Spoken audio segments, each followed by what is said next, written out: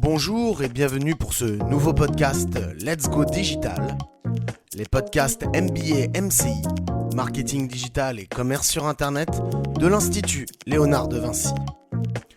Nous allons aujourd'hui aborder la thématique de la formation avec cet anglicisme, le digital learning. Je suis Alexandre Chaplet, étudiant de ce cursus, et pour échanger avec moi un autre cousin de la promo 2021, Christophe Bernard.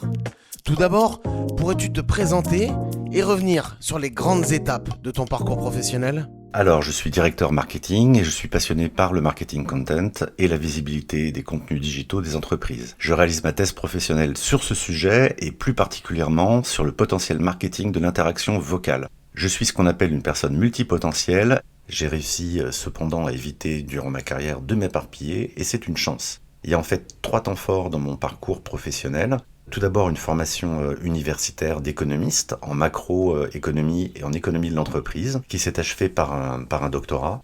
J'ai surtout à la fac eu un moment super fort, c'était en master. J'avais un cours de stratégie et management avec 2 super profs, Prat et Thiétard. Et j'ai eu le bonheur d'être major de cette promo qui comptait en fait 800 étudiants de l'ESSEC et de Paradis Nanterre. Et ça, c'est un événement qui m'a marqué parce que c'était un petit signal qui me disait « Ah !»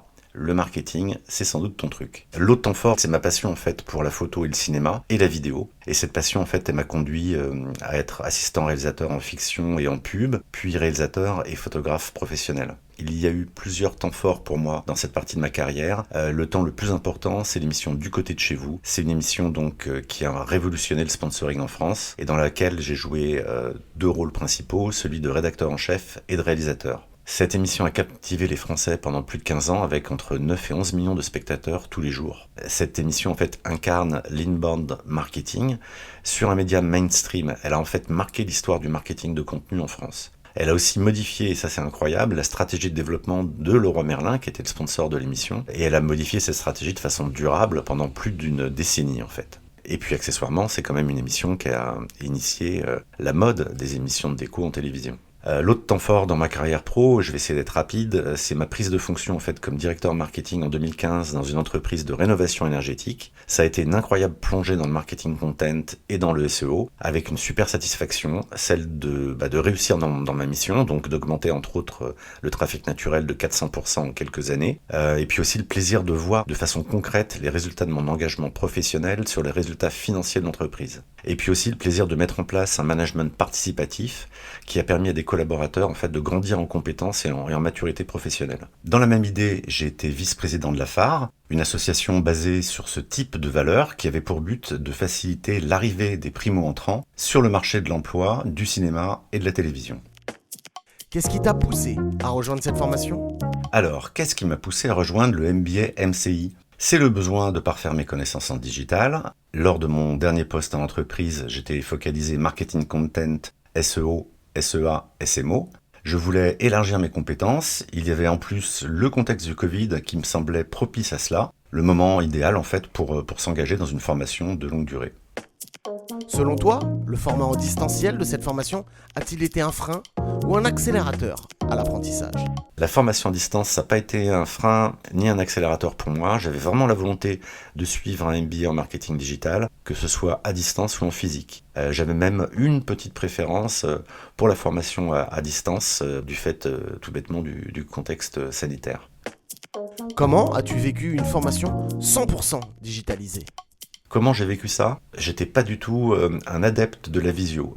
Lors de ma carrière professionnelle, j'avais souvent été en déplacement en France et à l'étranger et je redoutais en fait les calls visio parce que je trouvais que appeler sa famille en vidéo, ça avait toujours une charge émotionnelle un peu trop forte. Pour reparler de la visio, moi j'ai super bien vécu le digital learning. En plus, je trouve qu'il y a une vraie cohérence dans le fait de suivre une formation en marketing digital en visio. On est vraiment à l'époque des méthodes agiles, des outils 2.0, comme les outils collaboratifs de type Miro. Pour moi, se réunir en physique, c'est pas toujours utile et on peut parfois être plus productif en travaillant en distanciel. Quels sont selon toi les avantages du digital learning ? Pour moi, le digital learning a un avantage énorme, c'est un gain de temps. En l'occurrence, si je regarde par rapport à ma formation au MBA MCI, je vais avoir économisé 90 heures de transport en commun sur toute la durée de ma formation. Donc ça fait plus de 2 semaines de travail gagné entre guillemets. Vois-tu des limites au digital learning ? Pour moi, la première limite au digital learning, c'est l'utilisation des objets physiques, bien entendu. Dans le cadre de notre MBA, on avait un cours de robotique, on devait manipuler des artefacts, et je crois que c'est pour cette raison que le cours a dû être annulé. Je sais qu'il y a des technologies qui permettent de contourner ces problèmes. Ce sont des technologies qui, je pense, sont parfois coûteuses à mettre en œuvre, comme par exemple la réalité virtuelle ou éventuellement la réalité augmentée. La deuxième limite que je vois au digital learning, c'est celle de la capacité en fait des formateurs à capter l'attention. Pour moi, le rapport à une salle n'est pas le même qu'à un écran d'ordinateur. J'imagine que les formateurs le ressentent, mais ça serait plutôt à eux de s'exprimer sur ce sujet. Puis il y a aussi, dans le même ordre d'idée, la disparition du hors-champ, hein. À la différence du présentiel, il est bien plus compliqué de poursuivre des échanges hors cours. Dans une formation classique, c'est plus aisé. Il y a tout simplement la chance éventuelle de se croiser dans un couloir pour échanger avec des profs ou avec d'autres étudiants. Il y a aussi le non-verbal, hein. Le non-verbal, c'est important dans une formation. Il y a un peu, pour moi, la disparition du ressenti dans le digital learning. C'est quelque chose qui peut être gênant et pour le formateur et pour le formé. Il y a un tout petit côté impersonnel, bien entendu, qui subsiste. Je pense que c'est quelque chose qui peut être gênant et pour le formateur et pour le formé. L'autre limite évidente au digital learning, ce sont tous les soucis techniques liés au débit des réseaux. Il y a des problèmes techniques chez les apprenants, il y a des problèmes techniques aussi chez les formateurs quand ils enseignent à partir de chez eux. Et ça, avec cette année de Covid, on a pu constater qu'il pouvait y avoir des problèmes un peu récurrents à ce niveau-là. Une autre limite que je vois dans le digital learning, c'est tout ce qui est formation en full replay. Moi, à titre personnel, je m'imagine super mal de suivre une formation sans pouvoir interagir avec des enseignants à chaque fois que je le souhaite. J'avais détecté une formation de ce type où le nombre d'heures en live était très limité, et là je constate que je suis super heureux de ne pas avoir choisi cette formule. Le fait de pouvoir interagir effectivement en digital learning avec un prof, c'est absolument fondamental. J'ai d'ailleurs adoré l'attitude des enseignants cette année, ils poussaient les étudiants à interagir. Les caméras ouvertes rendent les cours plus agréables pour les profs, mais aussi pour les étudiants. Le digital learning a besoin d'être humanisé, et de mon point de vue, les caméras ouvertes y contribuent pour beaucoup. Dans mon parcours pro, j'ai aussi fait de la formation. J'ai été formateur à la mise en scène dans un organisme qui s'appelle le CIFAP. Et je sais à quel point c'est un cauchemar de se retrouver en cours pendant plusieurs heures d'affilée avec des étudiants qui restent bouche cousue malgré toutes les sollicitations qu'on peut leur donner en tant que prof. Quel serait le levier en tant qu'apprenant pour améliorer la formation de demain ? Que faire pour améliorer les formations de demain ?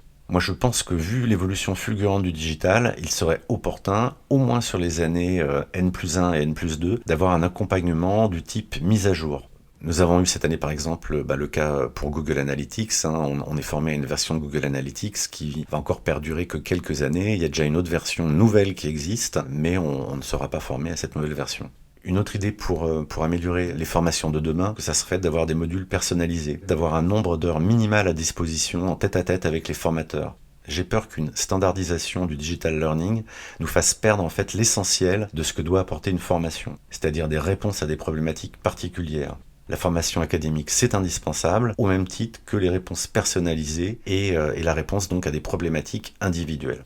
Sur la même idée, et en liaison avec le digital, je pense qu'une bonne idée serait de proposer aux étudiants en début d'année de lister les 2 ou 3 applications ou outils 2.0 qu'ils souhaiteraient parfaitement maîtriser en fin de cursus, pour proposer donc des formations ou des micro-formations dédiées. Je constate d'ailleurs que dans le cadre de notre MBA, il y a eu plein d'initiatives individuelles et que les étudiants se sont organisés eux-mêmes pour se dispenser ces formations d'étudiants à étudiants pour maîtriser certains outils. Alors quel levier on pourrait utiliser pour améliorer les formations de demain ? Ça serait d'apporter bien entendu des solutions aux 2 points que j'ai soulevés juste avant. Je pense aussi que toute la thématique de la gamification est super importante. Le jeu, c'est une super façon pour apprendre. Il y a aussi bien entendu toute la puissance de la réalité augmentée et de la réalité virtuelle dans l'enseignement. On a plein d'exemples incroyables. C'est vrai que l'industrie automobile utilise ce type de technologie depuis très longtemps. Ça marche parfaitement bien. Il y a un taux de mémorisation incroyable. Et puis il y a aussi, bien entendu, l'exemple de Microsoft avec l'outil magique qui est HoloLens.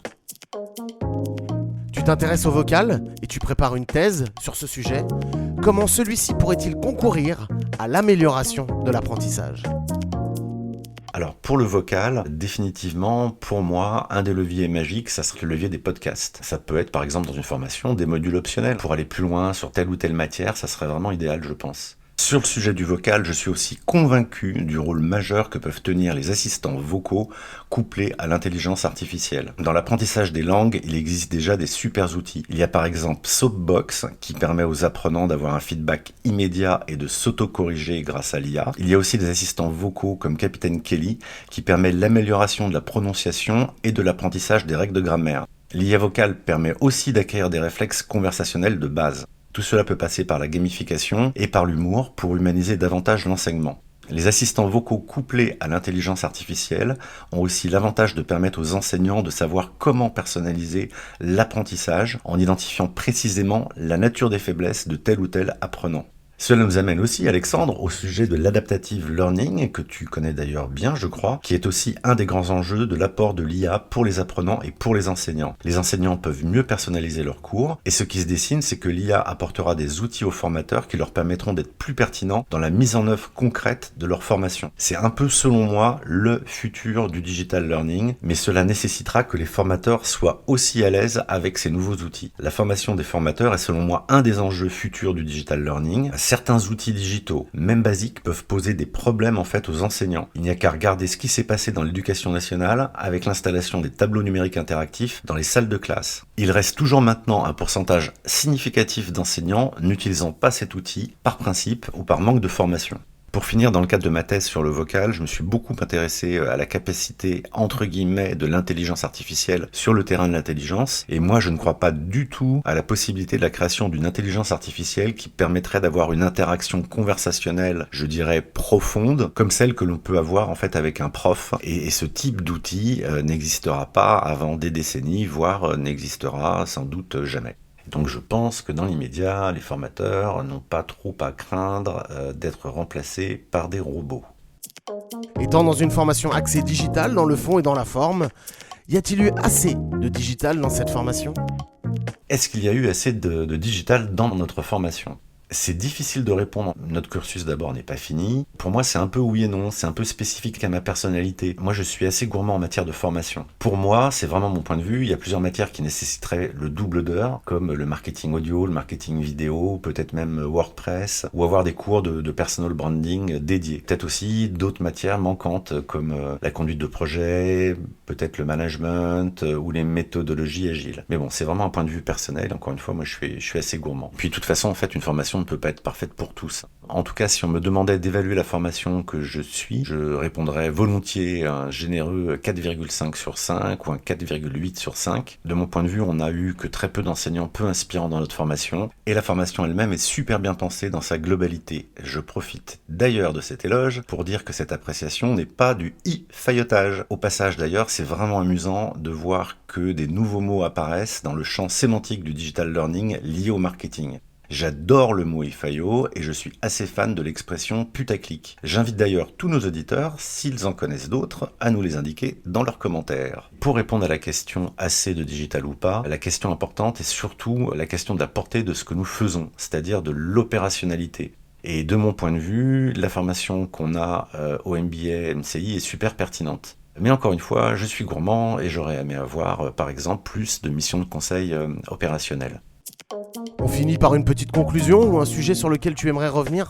Alors j'aurai une conclusion définitive que quand j'aurai réalisé la soutenance de ma thèse, une soutenance qui de plus doit être faite effectivement aussi en distanciel. Qu'est-ce que je pourrais également dire en termes de conclusion ? Il y a des outils technologiques qui arrivent, qui s'améliorent au fil du temps, qui vont être de plus en plus performants, dont le coût de mise en œuvre va peut-être même baisser.